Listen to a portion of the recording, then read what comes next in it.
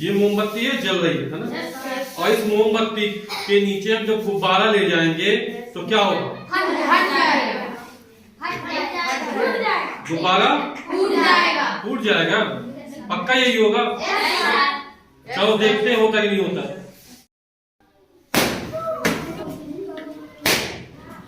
हमने क्या किया, इस गुब्बारे को जब मैं इसके नीचे ला रहा हूं,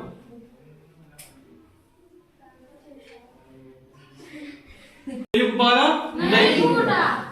ऐसा क्यों हो रहा है? गुब्बारे के अंदर कुछ भरा दिख रहा है। गुब्बारे के अंदर पानी भरा है। तो पानी भरा होने से क्या हुआ कि गुब्बारा नहीं फूटा? क्योंकि सर पानी से सर वो तो तुम लोगों को इसके अंदर कुछ दिख रहा, पानी भरा है ना।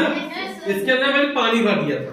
अब हुआ क्या, जब हम इस गुब्बारे जिसके अंदर पानी भरा हुआ है इसके नीचे मोमबत्ती लगाते हैं तो ये गुब्बारा नहीं फूट रहा है।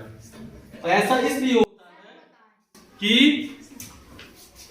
गुब्बारे के संपर्क में पानी है, तो ऊष्मा क्या होती है, जो होती है गुब्बारे से होकर पानी में चली जाती है।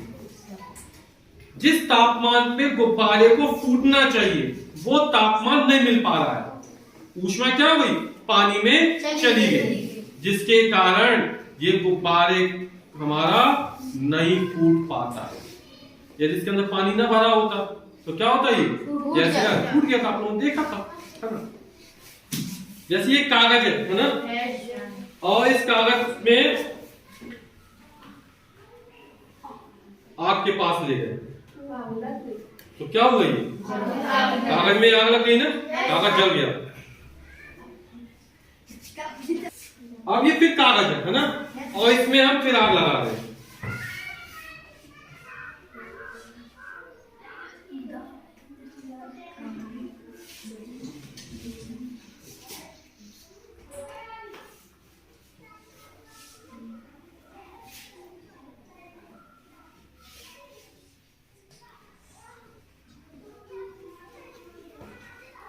अब ये कागज हमारा जल नहीं रहा, जल रहा है क्या?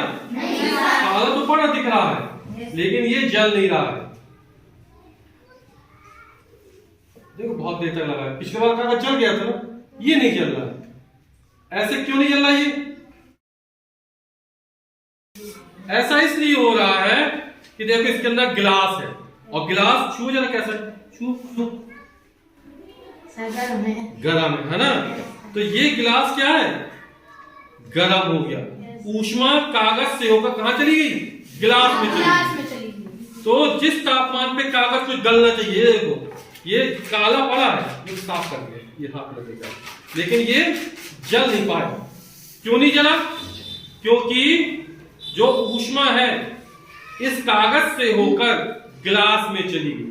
तो जिस तापमान के लिए जितना तापमान चाहिए कागज जल जाए, वो तापमान कागज को मिल ही नहीं पाया। क्यों? क्योंकि जैसी कागज गर्म होता था, ऊष्मा इसमें धीमे धीमे करके स्थानांतरित हो रही थी, ऊष्मा इसमें जा रही थी, जिसके कारण ये कागज हमारा नहीं जल पाया।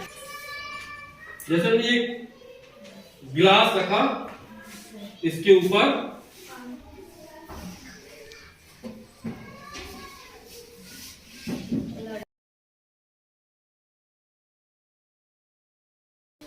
तो गिलास हमारा क्या हो गया, जल गया, इसमें छेद हो गया। दिख रहा है तुम लोग छेद? इसमें छेद हो गया, यानी ये गिलास जल गया। अब हमने क्या किया, गिलास वही है, अब इसमें हमने पानी भर दिया। अब गिलास जलेगा कि नहीं जलेगा?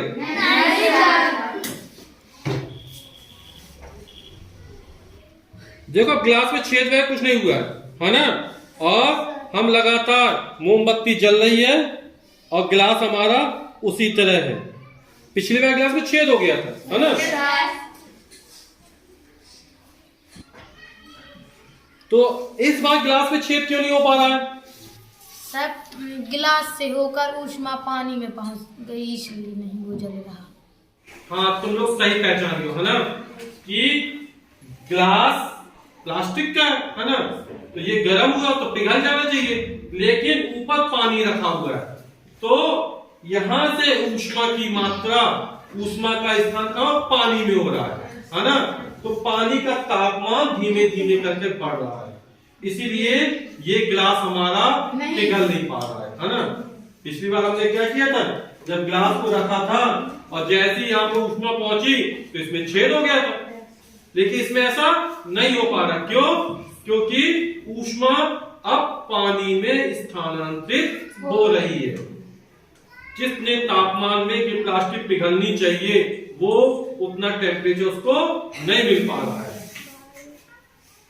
अब तुम पानी छू के देखो, इसका गर्म हुआ कि नहीं हुआ, छू के देखो उसको।